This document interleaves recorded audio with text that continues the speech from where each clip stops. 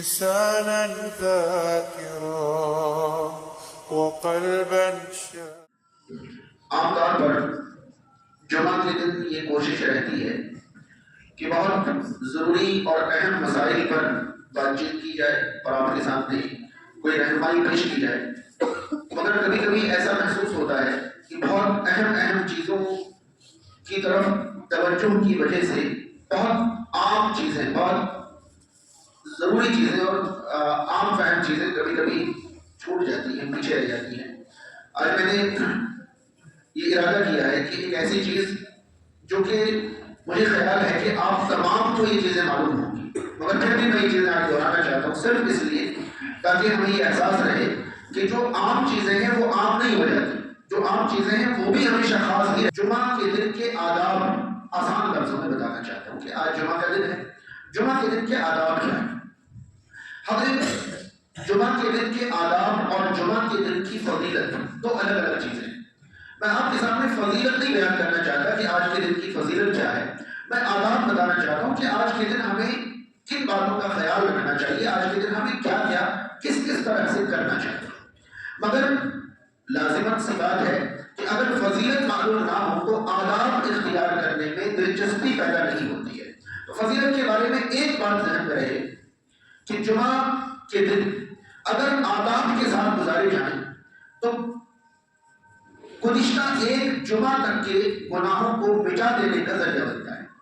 دوبارہ سنیں، اگر جمعہ کے دن آداب کے ساتھ گزارے جائیں، جمعہ کے دن کو اچھے انداز میں گزارا جائے تو یہ جمعہ گزشتہ ایک ہفتہ اور اس کے اوپر مزید 3 دن یعنی 10 دن کے گناہوں کا کفارہ بن جاتا ہے، گناہوں کو مٹا دینے کا سبب بن جاتا ہے۔ جمعہ کے دن ہمیں کن باتوں کا خیال رکھنا ہے؟ اس کا تعلق جمعرات کا دن ختم ہونے سے، ہم وہاں سے شروع کرتے ہیں۔ سب سے پہلے جمعرات کا دن گزار لیا، جمعرات کا دن گزرنے کے بعد جو مغرب کا وقت ہوتا ہے وہاں سے جمعہ کی رات شروع ہو جاتی ہے۔ وہ رات اسلام میں رات پہلے اور دن بعد میں، یعنی آج کا دن گزرنے کے بعد جو رات آئے گی وہ آج کی رات نہیں ہے بلکہ وہ آئندہ کل کی رات ہے۔ رمضان میں آپ نے دیکھا ہوگا کہ 20واں روزہ ہم کرتے ہیں، اس کے بعد 21ویں رات جاگتے ہیں، یعنی وہ جو رات ہوتی ہے وہ، یا اس سے پہلے یہ دیکھ لیں کہ چاند دیکھتے ہم تراویح شروع کر دیتے ہیں جبکہ اس دن ہم نے دن بھر کھایا پیا ہے، تو رمضان کی پہلی تاریخ شروع ہو جاتی ہے چاند دیکھتے ہی۔ خیر، چونکہ ہمارے یہاں تمام عبادات کا حساب تاریخ کے اعتبار سے چاند ہی ہے، لہذا چاند ہی کے اعتبار سے جیسے چاند کا ٹائم ہو یعنی مغرب کا ٹائم ہو دن شروع ہو جاتا ہے۔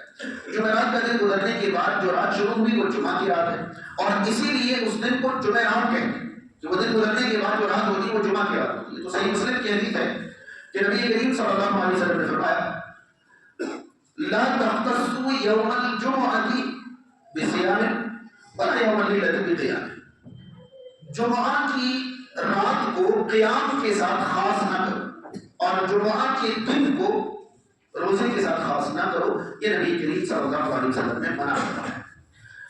ایک بات دلچسپی کی آپ کو یاد رہے، یہ جو ہم جمعہ کہتے ہیں نا کہ جمعہ کا دن، یہ جمعہ نہیں ہے، اور جو لوگ تھوڑے سلیقے سے جمعہ کہتے ہیں کہ آج جمعہ کا دن ہے، یہ جمعہ بھی نہیں ہے۔ اصل میں یہ جو لفظ ہے نا وہ تو اچھے پڑھے لکھے کی زبان سے بھی نکلنا مشکل ہو جاتا ہے۔ اصل میں یہ جو لفظ ہے اس کے جیم میں بھی پیش ہے اور میم میں بھی پیش ہے۔ اصل میں یہ ہے جمعہ، اصل لفظ جو ہے یہ جمعہ ہے، جمعہ جیم میں بھی پیش ہے اور میم میں بھی پیش ہے۔ اگر کوئی بالکل صحیح بولنا چاہے یہ جمعہ کی رات ہے۔ تو نبی کریم صلی اللہ علیہ وسلم نے یہ فرمایا کہ اگر تم ہفتے بھر ہر رات تہجد کے پابند نہیں ہو، قیام اللیل کے پابند نہیں ہو، رات کی نماز کے پابند نہیں ہو، تو صرف یہ سمجھ کر کہ باقی راتیں تو رات ہیں، آج جمعہ کی رات ہے، زیادہ فضیلت والی ہے، لاؤ آج عبادت کریں، نبی کریم صلی اللہ علیہ وسلم نے منع فرمایا کہ صرف جمعہ کی رات کو عبادت کے لیے خاص نہ کرو۔ یہاں عبادت سے مراد فرض عبادت نہیں، فرض عبادت تو ہٹا چاہیے، صرف جمعہ کی رات کو عبادت کے لیے خاص نہ کرو، اور صرف جمعہ کے دن کو روزے کے لیے خاص نہ کرو۔ اگر آپ جمعرات کو روزہ لیا کریں، ہفتے کے دن لیا کریں، تو صرف جمعہ کے دن نفل روزہ نہ رکھیں۔ یاد رہے کہ اگر فرض روزہ جمعہ کے دن آ جائے کوئی مسئلہ ہی نہیں ہے، یا کوئی خاص روزہ جیسے عرفہ کا روزہ جمعہ کے دن آ جائے، عاشورہ کا روزہ جمعہ کے دن آ جائے، وہ تو رکھے جائیں گے، لیکن عام نفل روزہ صرف جمعہ کے دن نبی کریم صلی اللہ علیہ وسلم نے منع فرمایا۔ ایک بات یہاں ذہن میں رہے، شریعت میں فضیلت ثابت ہونا الگ چیز ہے اور عبادت ثابت ہونا الگ چیز ہے. اس بات کو ذہن میں رکھیں. شاید کبھی کوئی اور بات بتاتے ہوئے یہ بات کام آئے کہ شریعت میں فضیلت ثابت ہونا الگ چیز ہے اور عبادت ثابت ہونا، یعنی جمعہ کے دن کی فضیلت ثابت ہو جائے تو اس کا یہ مطلب نہیں کہ ہم جمعہ کے دن کوئی بھی عبادت ایجاد کریں. بس میں وہی عبادت کریں گے جو عبادت شریعت سے ثابت، یعنی صرف فضیلت ثابت ہونے سے عبادت ثابت نہیں ہوتی. فضیلت ثابت ہونے کے باوجود عبادت ثابت ہونے کے لیے الگ سے ثبوت چاہیے. تو یہ دو باتیں ذہن میں رہیں. صرف جمعہ کی رات کو قیام کے لیے، صرف جمعہ کے دن کو صیام کے لیے خاص نہ کیا جائے. اس کے بعد رات گزر گئی، فجر کا وقت. جمعہ کی فجر میں دونوں رکعتوں میں خاص صورتیں پڑھی جائیں. یہ نبی کریم صلی اللہ علیہ وسلم کا طریقہ ہے. آپ صلی اللہ علیہ وسلم جمعہ کی فجر میں پہلی رکعت میں سورۃ السجدہ اور دوسری رکعت میں سورۃ الدہر پڑھتے تھے. یاد رہے سورۃ الدہر کا ایک اور نام سورۃ الانسان بھی. آپ پہلی رکعت میں سورۃ الجمعہ اور اگلی رکعت میں سورۃ الانسان یا سورۃ الدہر پڑھتے تھے. یہ بات اتنی مضبوطی سے ثابت ہے کہ اختلاف کی کوئی گنجائش نہیں. میں اپنی زندگی کا ایک واقعہ بتاؤں آپ کو حیرانی. شاید ہمارے شہر کی کسی بھی مسجد میں جمعہ کی فجر میں یہ دو صورتیں پڑھنے کی سنت پر عمل نہیں ہے. شاید جبکہ نبی کریم صلی اللہ علیہ وسلم کے بارے میں استمرار کے ساتھ، استمرار کا معنی تسلسل کے ساتھ یہ بات ثابت ہے کہ آپ جمعہ کی فجر میں یہ دونوں صورتیں پڑھا کرتے تھے. ایک ہوتا ہے پڑھا تھا مطلب ایک آدھ بار پڑھا، بلکہ حدیث کا الفاظ ہے پڑھا کرتے تھے. آپ تسلسل کے ساتھ آپ کی عادت ہے. ایک مرتبہ دہلی جیسی جگہ میں ایک مشہور مسجد میں فجر کی نماز میں ایک ایسے شخص آئے جس نے ہماری مسجدوں میں کبھی نماز نہیں پڑھی تھی فجر کی جمعہ میں. شاید میرے خیال سے آپ بھی تھے دہلی میں. تو وہاں ایسا ہوا کہ امام صاحب نے پہلی رکعت میں سورۃ السجدہ پڑھائی اور سورۃ السجدہ میں کیا ہے؟ سجدہ ہے.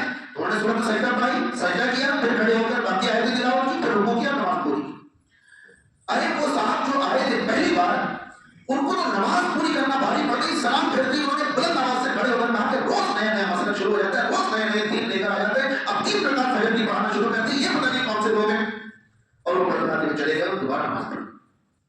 اب اندازہ لگائیے کہ اگر نبی کریم صلی اللہ علیہ وسلم کی کوئی سنت اس قدر معلوم ہو جائے کہ اگر اس پر عمل کیا جائے تو لوگوں کو وہ دین نیا لگے، تو اندازہ لگائیے کہ دین ہم سے کس قدر دور چلا گیا. اب یہ بات سمجھ میں فجر میں جمعہ کے دن آپ صلی اللہ علیہ وسلم پہلی رکعت میں سورۃ السجدہ اور دوسری میں سورۃ الانسان پڑھا کرتے تھے. ایک اور مشہور بات یہ ہے کہ جمعہ کے دن جمعہ کی نماز میں آپ صلی اللہ علیہ وسلم پہلی رکعت میں سورہ اعلیٰ اور دوسری میں سورہ غاشیہ پڑھتے تھے. ہمارے یہاں ان دونوں صورتوں کے علاوہ کوئی صورت نہیں پڑھی جاتی الا ماشاء اللہ. ایک اور چیز ثابت ہے کہ آپ صلی اللہ علیہ وسلم کبھی کبھار سورہ جمعہ اور سورہ منافقون بھی پڑھتے تھے. کچھ لوگ ہمارے یہاں جمعہ میں ہی آتے ہیں اور اپنے چھوٹے چھوٹے بچے اپنے باپ سے پوچھتے ہیں کہ مولانا کوئی دونوں صورتوں کے علاوہ کوئی صورت یاد ہے بھی کہ نہیں. جب بھی ہم جاتے ہیں تو مولانا یہی پڑھتے ہیں کیونکہ وہ باپ اپنے بچے کو صرف جمعہ میں لے کر آتے ہیں اور جمعہ میں ہم سے انہوں نے ان 2 صورتوں کے علاوہ کوئی صورت نہیں سنی. تو کہتے ہیں ابا ذرا مولانا سے پوچھیے کہ کوئی اور صورت ان کو یاد ہے یا نہیں، یاد کرتے کوئی صورت ہے. تو یہ سنت ہے کہ آپ صلی اللہ علیہ وسلم جمعہ میں 2 رکعتوں میں یہ صورت پڑھتے تھے. پوری قرآن میں سے کئی صحیح پڑھیں ہو جائے گی نماز، لیکن سنت کا خیال بالکل نہیں. آپ شہر کی تمام مساجد میں جائیں تو جمعہ کے دن ان 2 صورتوں کا اہتمام آپ کو نہیں ملے گا. اس کا خیال رکھنا چاہیے. یہ میں نہیں کہہ رہا کہ اس کے علاوہ سے نماز نہیں ہوگی، مگر یہی صورتیں پڑھی جائے تو نبی کریم صلی اللہ علیہ وسلم کی سنت ہوگا. فجر ہو گئی. فجر کے بعد جب ہم جمعہ کی تیاری کے لیے کھڑے ہوں گے تو بہتر یہ ہے کہ جمعہ کے دن جمعہ تک کاروبار نہیں کیا جائے. بہتر یہ، میں منع نہیں کر رہا ہوں، بہتر یہ ہے کہ جمعہ کے دن جمعہ تک کاروبار نہیں کیا جائے، بلکہ اس وقت کو جمعہ کے لیے وقف کر دیا جائے کہ آج کوئی کاروبار نہیں، آج تو مجھے جمعہ کی فضیلت حاصل کرنی. بہتر یہ. اور اگر ایسا نہیں کر سکے تو ہر حال میں جمعہ سے اتنا پہلے کاروبار بند کر دیا جائے کہ خطبے کی اذان سے پہلے ہم ہر حال میں مسجد میں داخل ہو جائیں. کیونکہ نبی کریم صلی اللہ علیہ وسلم نے ایک مرتبہ دوران خطبہ قرآن مجید کی آیت پر فرمائی. اسی وقت یہ آیت نازل ہوئی تھی کہ یا ایھا الذین آمنوا اذا نودی للصلاۃ من یوم الجمعہ فاسعوا الی ذکر اللہ وذروا البیع. ایمان والو، جمعہ کے دن جب اذان کا وقت ہو جائے تو کاروبار چھوڑو، اللہ کے ذکر کے لیے بھاگو. یاد رہے جب اذان ہو جائے تب نہیں، اذان ہونے کا وقت ہو جائے تبھی آئے. اور بھاگو کا مطلب بھاگو نہیں، سکون سکون سے آؤ، کیونکہ اسلام میں عبادت کے لیے بھاگنا منع ہے۔ تو اتنا پہلے کم سے کم کاروبار بند ہو جانا چاہیے کہ سکون سے آپ اذان سے پہلے مسجد میں آ جائیں۔ ہمارے یہاں ایک بڑا مسئلہ ہے کہ لوگوں کو اذان کا وقت یاد ہی نہیں ہے، پتہ ہی نہیں ہے، انہیں تو کھڑے کتنے بجے ہوتے ہیں یہ بتاؤ، کھڑے کتنے بجے ہوتے ہیں؟ آپ کسی سے بھی پوچھئے کہ شہر میں فلاں مسجد کا ٹائم کیا ہے، ہر کوئی وہاں اتنے بجے کھڑے ہوتے ہیں، وہاں اتنے بجے کھڑے ہوتے ہیں، وہاں اتنے بجے، ہر جگہ کھڑے ہوتے ہیں، بس یہی بتاتا ہے لوگ کہ ایک پہ کھڑے ہوتے ہیں، وہاں سوا پہ، وہاں ڈیڑھ پہ، وہاں پونے دو پہ، وہاں دو پہ کھڑے ہوتے ہیں۔ مطلب اس سے پہلے تو کوئی مطلب ہی نہیں ہے، بس کھڑے ہونے کا یاد رکھو کہ اتنے بجے کھڑے ہوتے ہیں۔ ہمارے یہاں کھڑے ہونے کا کوئی وقت نہیں، خالی اذان کا 12:30 بجے وقت ہے، اس کے بعد جب ہمارا دل کرتا ہے تو ہم آپ کو کھڑا کر لیتے ہیں، ہم تو بڑے ہیں یہ اذان کے بعد سے، جب ہمارا دل چاہتا ہے ہم کہتے ہو گئے، آپ بھی کھڑے ہو جاؤ۔ ہمارے یہاں کھڑے ہونے کا، کہیں کھڑے ہونے کا وقت شاید دیکھا ہو، خیر تو اذان سے پہلے مسجد میں آنا یہ لازم ہے۔ اس بات کا کاروبار کے لیے ہے، کاروبار کریں تو اتنا پہلے بند کر دیں کیا تو کریں۔ اس کے بعد آپ جسم کی صفائی کی طرف توجہ دیں، بال ناخن ہے اور بھی دیگر صفائی کے کام ہیں، غسل ہے، مسواک ہے، اس کے بعد خوشبو ملے، جو میسر لباس ہو اس میں سب سے اچھا لباس پہنے، اور جلدی جتنی جلدی ہو سکے اذان سے بہت پہلے جتنی جلدی ہو سکے مسجد آ جائیں۔ کم سے کم جمعہ کے دن نہانے دھونے، کپڑے لتے، خوشبو تیل، اس میں تو آج بھی مسلمان پکا مسلمان بات ہے۔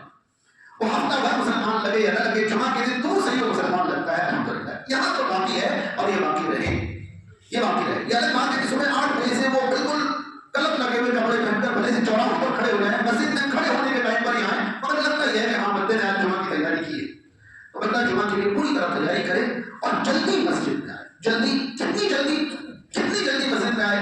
اگر کسی کو توفیق ملی ہو تو وہ جان سکتے ہیں کہ حرم کے اندر امام کے قریب جگہ پانے کے لیے لوگ فجر میں آ کر واپس ہی نہیں جاتے۔ آج بھی حرم کے اندر جمعہ کے دن امام کے قریب جگہ پانے کے لیے لوگ فجر میں آتے ہیں تو واپس ہی نہیں جاتے، کیونکہ واپس جا کر آئیں گے تو پھر امام کے قریب، اور نبی کریم صلی اللہ علیہ وسلم نے جمعہ کے دن امام کے قریب جگہ پانے کی خاص فضیلت بیان فرمائی۔ جمعہ کے دن، کیونکہ ظاہر سی بات ہے جمعہ کا مقصد صرف نماز نہیں ہے، جمعہ کا مقصد نماز کے ساتھ خطبہ بھی۔ اندازہ لگائیے کہ پتہ نہیں آپ نے کبھی یہ بات قابل غور سمجھی ہو یا نہیں سمجھی ہو، ہر دن ظہر کے وقت ہم 4 فرض پڑھتے ہیں، مگر جمعہ کے دن ظہر کے وقت ہم 2 فرض پڑھتے ہیں، باقی 2 رکعتیں کہاں؟ آپ کو پتہ ہے امت میں ایسے فقہاء اور علماء گزرے ہیں جن کا ماننا یہ ہے کہ جمعہ کی 2 رکعتیں خطبے کی وجہ سے کم کر دی گئی، یعنی کہ جمعہ کی 4 رکعتیں ہی ہوتی ہیں مگر نماز کی شکل میں 2 رکعت پڑھی جاتی ہے اور باقی 2 رکعت۔ اور بتائیں ان علماء کے نزدیک اگر آپ نے شروع سے آخر تک خطبہ نہیں سنا ہے تو آپ کی نماز ادھوری ہے۔ یہ الگ بات ہے کہ دیگر علماء نے خطبہ کو نماز کا حصہ نہیں قرار دیا ہے تاکہ جمعہ میں کمی نہ رہ جائے، لیکن یاد رہے کہ خطبہ کی اپنی اہمیت تو ہے۔ تو چاہیے کہ امام کے قریب آ کر بیٹھے، کیوں؟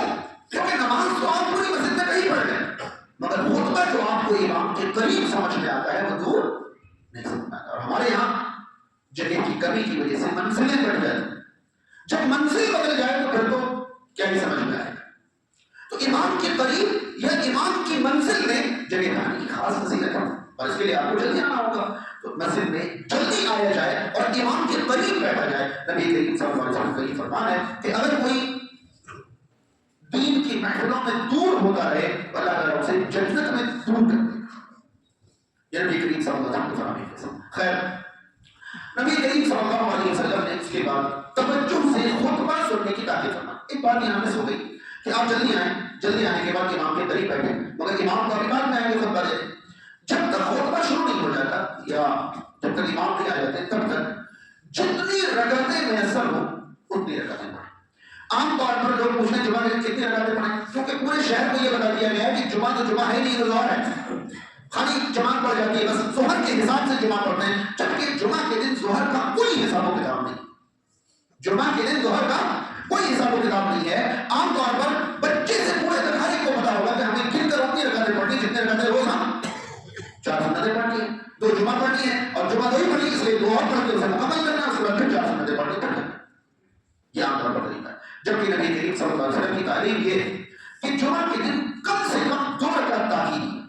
ایک صحابی خطبے کے دوران آئے، اگر بیٹھ گئے نبی کریم صلی اللہ علیہ وسلم، آپ نے 2 رکعت پڑھی، آپ نے اٹھی 2 رکعت پڑھی بیٹھ، دو رکعت پڑھی بیٹھ گئے، آپ صلی اللہ علیہ وسلم خطبے کے فوراً بعد نماز پڑھاتے تھے، خطبے کے فوراً بعد نماز پڑھاتے تھے۔ ایسا نہیں کہ پہلے اردو میں بیان کرتے تھے، پھر 5 منٹ سنتوں کے لیے ٹائم دیتے تھے، پھر اذان کہلواتے تھے، پھر عربی میں کرتے تھے، پھر نماز پڑھاتے تھے، جی نہیں، خطبہ ایک ہی ہوتا تھا جو خطبہ ہوتا تھا، خطبے کے فوراً بعد نماز ہوتی تھی۔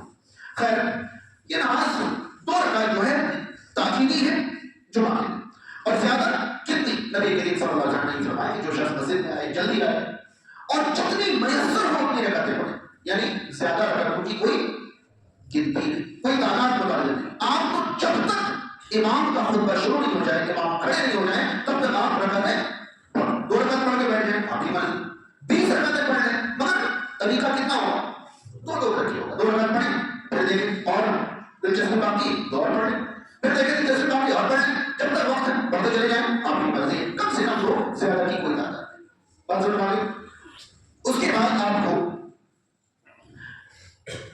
امام کا خطبہ توجہ سے سننا ہے، امام کی باتیں انتہائی توجہ سے سننی ہے، اور دوران خطبہ بالکل خاموش رہنا ہے، بالکل خاموش رہنا ہے۔ یہاں تک کہ اگر کوئی کسی کو یہ کہے کہ چپ جاؤ تو وہ کہنے والا بھی غلط ہے، کہنے والا بھی غلط ہے، اور اگر کوئی اپنی توجہ کسی اور چیز میں لگا رہا ہے وہ بھی غلط ہے، کوئی کپڑے وپڑے سمیٹ رہا ہے، کوئی موبائل دیکھ رہا ہے، کوئی گھڑی وڑی سمیٹ رہا ہے، کوئی ادھر ادھر توجہ دے رہا ہے، کیونکہ یقینی بات ہے کہ آپ کا ذہن اگر کپڑے کی طرف بھی گیا تو بات کی طرف سے تو ذہن ہٹ ہی جائے گا، اور ممکن ہے کہ ایک آدھ ہر چھوٹ جائے تو آپ نتیجہ غلط نکالیں۔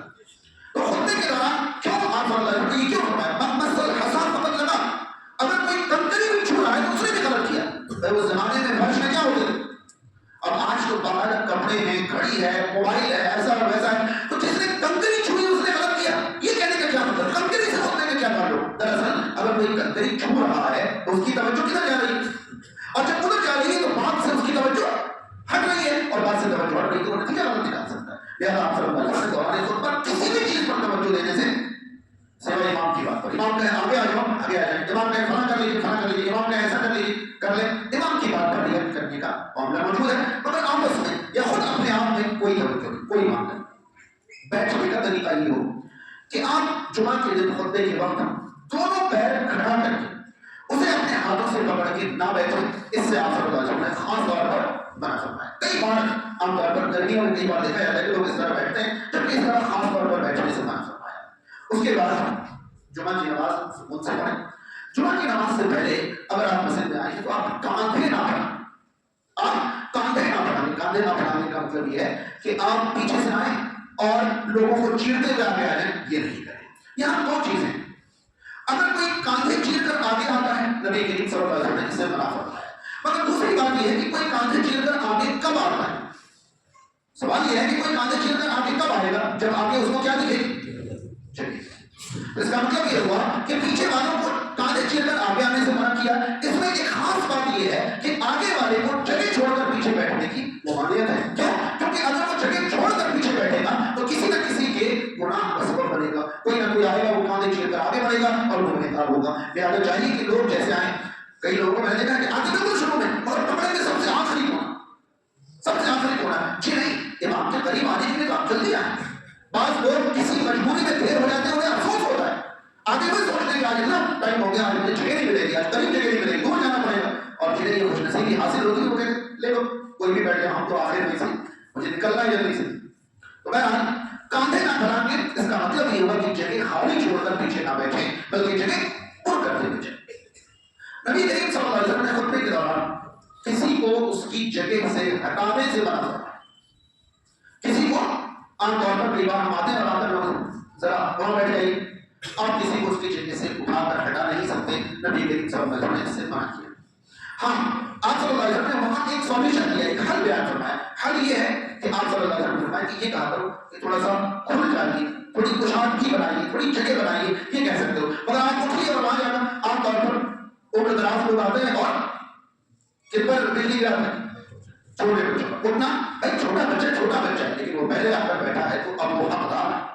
آپ کو پتا ہے نبی کریم صلی اللہ علیہ وسلم کے پاس کوئی ہدیہ تحفہ وغیرہ آتا تھا تو محفل میں جو بھی صحابہ کرام ہوتے تھے آپ انہیں بھی دیا کرتے تھے، آپ انہیں بھی دیا کرتے تھے، مگر دینے کا طریقہ کیا ہوتا ہے پتا ہے؟ آپ کس طرف سے دیتے تھے، کس طرف سے دیتے تھے؟ داہنی طرف سے۔ اگر داہنی طرف کوئی چھوٹا سا بچہ کھڑا ہو اور بائیں طرف ابو بکر عمر بیٹھے ہو رضی اللہ عنہما تب بھی آپ صلی اللہ علیہ وسلم پہلے دائیں طرف چھوٹے بچے کو دیتے تھے. کیا مطلب کہ جو حق ہے وہ حق ہے, حق کی جگہ عمر کام نہیں آتی ہے. اگر حقدار کوئی بچہ ہو گیا تو بچہ ہی اس کا حق رکھتا ہے. عمر ہر جگہ بچے کو دبانے کے لیے استعمال نہ کیا جائے. نماز میں امامت کا حقدار وہ ہے جو سب سے اچھا قرآن پڑھتا ہو. اب ایک 6 سال 7 سال کا بچہ اچھا قرآن پڑھتا ہے اور 70 80 سال کے 25 30 بزرگ جو ہیں وہ قرآن اچھا نہیں پڑھتے, تو کون امامت کرے؟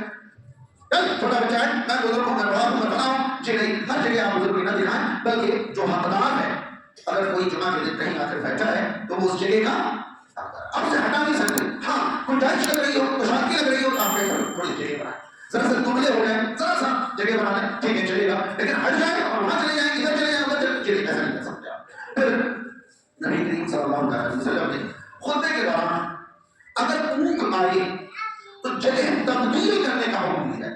اس پر عمل ہمارے یہاں نہیں ہوتا ہے, ہونا چاہیے. آپ کو پتا ہے کہ جب آپ ایک کنڈیشن میں خاموش بیٹھے رہیں تو آپ کا باڈی فنکشن کام نہیں کرنے کی وجہ سے آپ کے دماغ کو لگتا ہے کہ آپ کیا کرنا چاہ رہے ہیں, سونا چاہ رہے ہیں. کیونکہ انسان اپنی پوری باڈی کو انیکٹیو تب کر دیتا ہے جب وہ سونا چاہتا ہے. اب خطبے میں آپ کو بالکل ایسے ہی فوکس ہو کر بیٹھنا ہے, یعنی آپ کو کچھ بھی نہیں رہا, بالکل آپ ایک پوزیشن میں بیٹھے ہوئے ہیں اور ایک طرف توجہ ہے. آپ کے دماغ کو لگتا ہے شاید آپ سونا چاہ رہے ہیں, فوراً آپ کو کیا لگتا ہے, نیند آنے لگتی ہے. اور اگر خطبے میں باتیں سمجھ میں نہیں آ رہی ہو تب تو بہت گہری نیند آنے لگتی ہے, تو نہیں آنے لگتی ہے. لیکن باتیں سمجھ میں آ رہی یا نہیں آ رہی, کوئی نہ کوئی بات تو اپنے کام کی ضرور ہوگی, آپ کو توجہ سے خطبہ سننا ہے. اور اگر نیند آئے اور وہ نیند آپ کو ڈسٹرب کرے خطبہ سننے میں, تو آپ صلی اللہ علیہ وسلم فرمائیے, ایک صحابی کو آپ نے اٹھتے ہوئے دیکھا, پڑھے ذرا سا ٹہل کر آئیے, پھر بیٹھ گئے, تھوڑا سا اللہ نے نبی ان کی جگہ تبدیل کروائی. تو اگر آپ تھوڑی سی باڈی کو ایکٹیویٹی دیتے ہیں نا تو دماغ کو لگتا نہیں بھائی سونا نہیں چاہ رہے, تو ہل رہا. جیسے آپ تھوڑی ایکٹیویٹی دکھاتے ہیں تو پھر مائنڈ کو لگتا ہے کہ نہیں یہ سونا نہیں چاہ رہا, تو پھر وہ نیند غائب ہو جاتی ہے. تھوڑی سی حرکت کے بعد آپ دوبارہ سے توجہ میں آ جائیں. یعنی یہ آپ صلی اللہ علیہ وسلم کی تعلیمات میں سے. اب جمعہ کے دن آپ نے جمعہ کی نماز پڑھ لی, جمعہ کی نماز کے بعد بھی یا جمعہ کی نماز کے علاوہ بھی کچھ چیزوں کا خیال ہے. ایک چیز یہ کہ جمعہ کے دن آپ کو سورۃ الکہف پڑھنا, جمعہ کے دن آپ کو سورۃ الکہف پڑھنی, اور یہ سورۃ الکہف جمعرات کا دن گزرنے کے بعد جیسے ہی جمعہ کی رات شروع ہو وہاں سے لے کر, کیونکہ سورۃ الکہف والی حدیث میں لیلۃ الجمعہ کا بھی لفظ موجود ہے اور یوم الجمعہ کا بھی لفظ موجود ہے, یعنی جمعہ کی رات یا جمعہ کے دن سورۃ الکہف پڑھیں. اس کی خاص فضیلت یہ ہے کہ آپ صلی اللہ علیہ وسلم یہ فرمایا کہ اگر کوئی شخص جمعہ کی رات یا جمعہ کے دن سورۃ الکہف پڑھتا ہے تو اگلے جمعہ تک اللہ کی طرف سے اسے ایک نور حاصل ہوتا ہے. اگلے جمعہ تک اللہ کی طرف سے ایک نور حاصل ہوتا ہے. اب سوال یہ کہ نور کیا کہاں حاصل ہوتا ہے؟ تو سورہ کہف پڑھتے ہیں ہمیں کوئی نور حاصل نہیں ہوتا ہے. یاد رہے علماء کرام نے اس حدیث کی کئی طرح سے وضاحت کی ہے. سب سے آسان اور سمجھ میں آنے والی وضاحت یہ ہے کہ قرآن اور حدیث میں نور جو ہے ہدایت کو کہا ہے. قرآن اور حدیث میں نور ہدایت کو کہا. اللہ ولی الذین آمنوا یخرجهم من الظلمات الی النور. اللہ مومنوں کا مددگار ہے, وہ مومنوں کو اندھیروں سے نکال کر نور کی طرف لے جاتا ہے. یہاں نور سے مراد کیا ہے؟ ہدایت. اندھیروں سے مراد گمراہی, اندھیروں سے نکالنا اجالے کی طرف لے جاتا ہے. اندھیرے سے اجالے کی طرف یعنی گمراہی سے ہدایت کی طرف.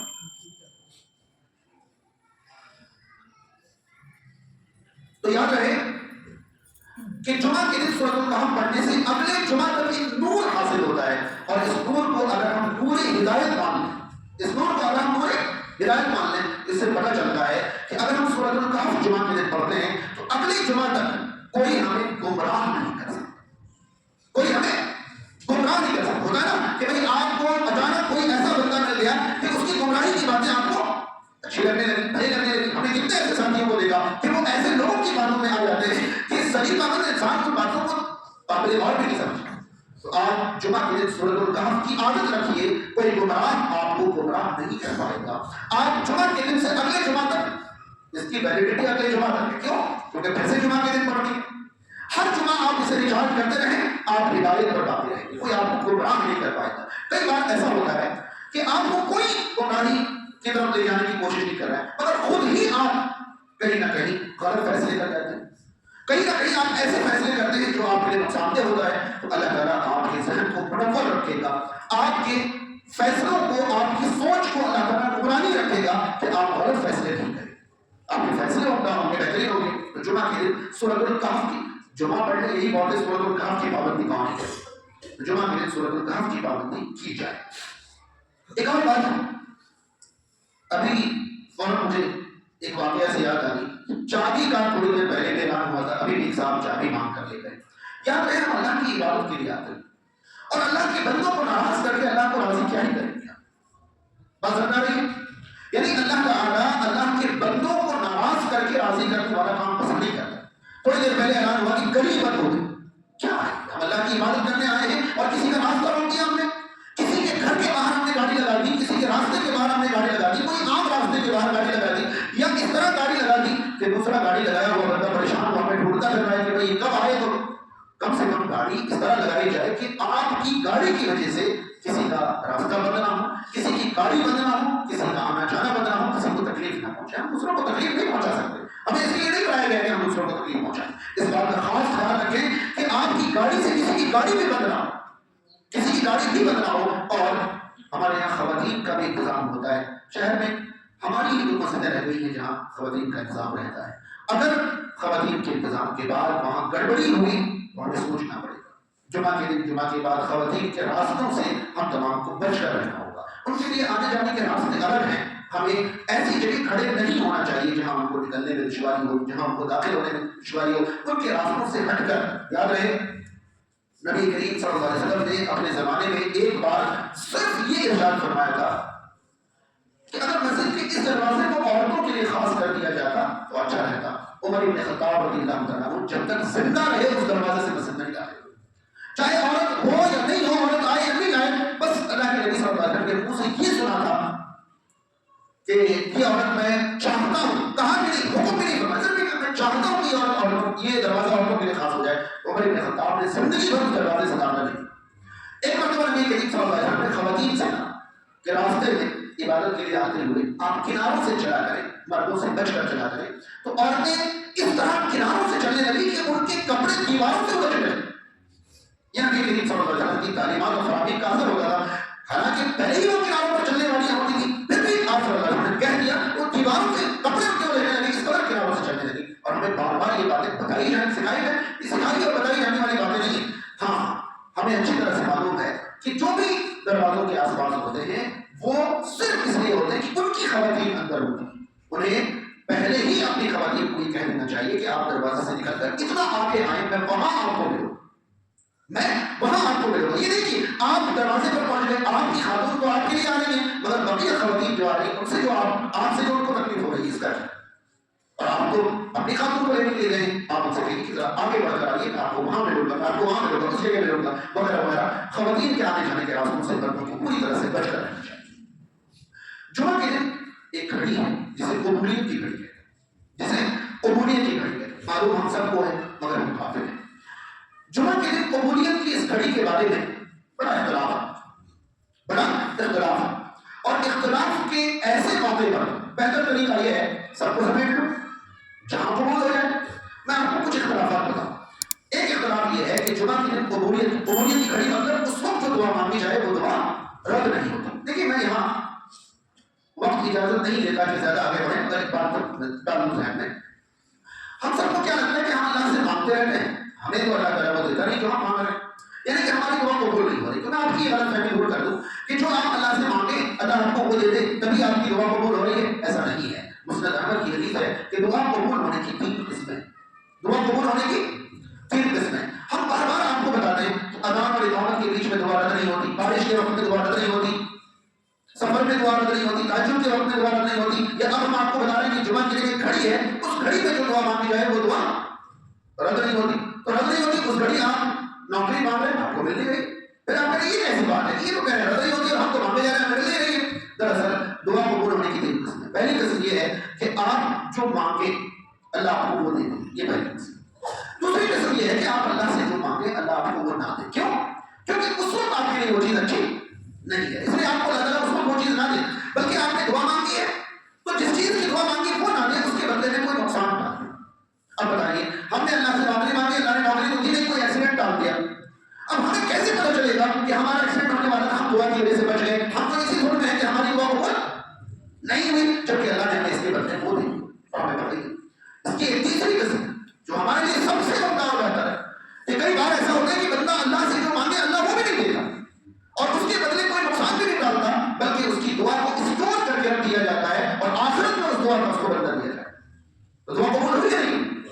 دعا رد نہیں ہوتی کا مطلب ان تین میں سے کسی نہ کسی طریقے سے آپ کی دعا قبول ہوگی. ہو سکتا ہے جو آپ مانگ رہے ہیں، بھائی جو آپ مانگ رہے ہیں آپ کو کیا پتا وہ آپ کے لیے کیا ہے. اللہ تعالیٰ کو پتا ہے نا. اللہ تعالیٰ آپ کو وہ چیز تبھی دے گا جب اللہ یہ دیکھے گا کہ بندے کو یہ چیز فائدہ پہنچائے. آپ کو سامنے چیز مانگتے ہو اللہ تعالیٰ نہیں دے گا، لیکن چونکہ مانگ رہے ہو اللہ تعالیٰ اس کی بھی قدر نہیں کرے گا، اس کے بدلے کوئی اور نقصان ڈال دے گا کہ آپ کی دعا ذخیرہ کر لیا جائے گا، جمع کر لیا جائے گا. دعا رد نہیں ہوتی اگر صحیح طریقے پر آپ کے ساتھ مانگے جائیں. جمعہ کی ایک گھڑی ہے، اس وقت دعا قبول ہوتی ہے. وہ گھڑی کون سی ہے؟ کچھ علماء کہتے ہیں کہ امام جو جمعہ کے 2 خطبے دیتے ہیں نا، ان 2 کے درمیان جو معمولی 10 منٹ بیٹھتے ہیں وہ ٹائم، مطلب اتنی دیر ہے قبولیت کی. یہ کہتے ہیں ٹھیک ہے. میری زندگی میں جب سے مجھے اللہ کی توفیق دی ہے کہ میں خطبے کے قابل ہوں، میں نے اپنی پوری زندگی ہمیشہ نہیں کیا ہے کہ جب میں پہلا خطبہ کر کے بیٹھتا ہوں اور دوسرا خطبہ کرنے اٹھتا ہوں میں ایک جملہ کہتا ہوں میرے لیے سب کچھ اللہم انی اسألک الجنہ واعوذ بک من النار. بس میں بیٹھا جنت مانگی، جہنم سے پناہ مانگی اور کھڑا ہو گیا. اگر یہ مل گئے تو کیا ہی بچائے. سمجھ پا رہے ہیں؟ تو قبولیت کی گھڑی بعض علماء کے نزدیک اتنی سی ہے تو جب امام بیٹھے آپ فوراً اللہ سے جنت مانگ لیں اور جہنم سے پناہ مانگ لیں. باقی چیزیں جائے ادھر اور ادھر، جنت مل جائے تو بچائے کیا، جہنم سے پناہ مل جائے تو نقصان مل جائے. تو یہ گھڑی بھی اگر قبولیت کی گھڑی ہے تو آپ کیا مانگیں؟ دنیا جہاں نہیں، آپ کو اللہ سے جنت اور جہنم، جہنم سے پناہ مانگ لیں، جنت میں جانا. آپ کو مشکل لگے آپ کہیے ربنا آتنا فی الدنیا حسنہ وفی الآخرۃ حسنہ وقنا عذاب النار. اتنی سی دیر ہے نا، اتنی دیر میں آپ دنیا آخرت کی ساری بھلائی مانگ لی آپ نے. اے ہمارے رب ہمیں دنیا میں بھلائی دے، آخرت میں بھلائی دے، اور کیا چاہیے. تو یہ قبولیت کی گھڑی ہو سکتی ہے، اس کو ضائع نہیں ہونے دیں. اس کو خیال رکھیں چاہے اتنی دیر 20 سیکنڈ ہی کیوں نہیں ہے مگر اتنی دیر میں آپ اللہ سے کچھ مانگیں جو مل جائے تو پھر آپ کا بیڑا ہو. اگلا قول ہے جمعہ کے بعد سے اثر تک. بہت سارے صحابہ کرام ایسے تھے جو جمعہ کے بعد گھر نہیں جاتے تھے، جمعہ کے بعد عصر پڑھ کر گھر جاتے تھے اور اس دوران وہ تلاوت اذکار اور دعاؤں میں مشغول رہتے تھے. اور بعض علماء کا کہنا ہے عصر سے مغرب تک یعنی دن ختم ہونے کا جو وقت ہوتا ہے اس وقت. اور بعض علماء کا کہنا ہے کہ سورج ڈوبنے سے تھوڑی دیر پہلے، سورج ڈوبنے سے تھوڑی دیر پہلے. کل ملا کر یہ جو 2 خطبے کے بیچ کا ہے اس کو نہ چھوڑیں اور جمعہ کے دن مغرب کے لیے تھوڑا پہلے مسجد چلیں، 15 منٹ 20 منٹ آدھا گھنٹہ پہلے مسجد جائیں، کیونکہ دن کا جو آخری لمحہ ہے اس بارے میں بہت سارے علماء کا کہنا ہے کہ جمعہ کے دن جو آخری کھڑی ہوتی ہے وہ مستجاب ہے. تو جمعہ کے آپ کو موجود ہے 2 خطبوں کے درمیان تو آپ نے استعمال کر لیا، اب کریں آپ آدھا گھنٹہ 15 منٹ 20 منٹ پہلے جائیں مغرب میں جمعہ کے دن اور اس وقت کو بھی اللہ کی بات کریں. اس کے بعد جمعہ کے بعد سے مغرب تک آپ جہاں بھی ہیں کثرت سے آپ اللہ کا ذکر کرتے رہیں، دعائیں کرتے رہیں، کیونکہ اس میں سے کوئی بھی گھڑی قبولیت کی ہو سکتی ہے. اب اس دوران ہمیں کیا کرنا ہے؟ نبی کریم صلی اللہ علیہ وسلم نے جمعہ کے دن کی فضیلت بیان کرتے ہوئے فرمایا کہ جمعہ کا دن ہفتے کا سب سے شاندار دن ہے، اس دن تم لوگ مجھ پر کثرت سے درود پڑھا. ایسے تم لوگ مجھ پر جمعہ کے دن کثرت سے درود پڑھنا ہے. ہماری زندگی میں کبھی آپ نے محسوس کیا کہ اور دنوں کے مقابلے جمعہ کے دن ہمارا درود بڑھ جاتا ہو؟ محسوس کیا؟ نہیں ہونا چاہیے. آپ صلی اللہ علیہ وسلم کی تعلیمات میں سے جمعہ کے دن مجھ پر آپ ہر دن نمازوں میں درود پڑھ رہے ہیں، اذان کے بعد پڑھ رہے ہیں، جو اوقات گناہ معاف میں پڑھ رہے ہیں، جمعہ کے دن آپ کچھ تو بڑھا لیں، تھوڑا سا آپ جمعہ کے دن درود پڑھا لیں. بس یہ آخری چیز تھی. اور ان تمام چیزوں کا اگر ہم خیال رکھیں گے اللہ تعالیٰ ہم تمام کو جمعہ کے تمام فوائد حاصل کرائے انشاءاللہ. اللہ تعالیٰ سے دعا ہے اللہ تعالیٰ تمام کو جمعہ کے آداب کا خیال رکھنے کی توفیق عطا فرمائے. جمعہ کے دن کی فضیلتوں سے اللہ تعالیٰ ہمیں مالامال کرے. جو تعلیمات اور آداب رسول کریم صلی اللہ علیہ وسلم نے جمعہ کے سکھائے ہیں ان پر عمل کی ہمیں توفیق عطا فرمائے. سماج اور معاشرے میں جو لوگ بیمار ہیں اللہ تعالیٰ انہیں شفا کاملہ عطا کرے. جو پریشان حال ہیں ان کی پریشانیاں دور ہوں. جو بے روزگار ہیں اللہ تعالیٰ انہیں پاکیزہ اور حلال روزگار عطا فرمائے. جن کے رزق میں ترقی ہے رب تعالیٰ کشادگی فرمائے. جو دنیا سے جا چکے ہیں اللہ تعالیٰ ان کی مغفرت فرمائے اور جو دنیا میں زندہ ہیں انہیں وهبتني لسانا ذاكرا وقلبا شاكرا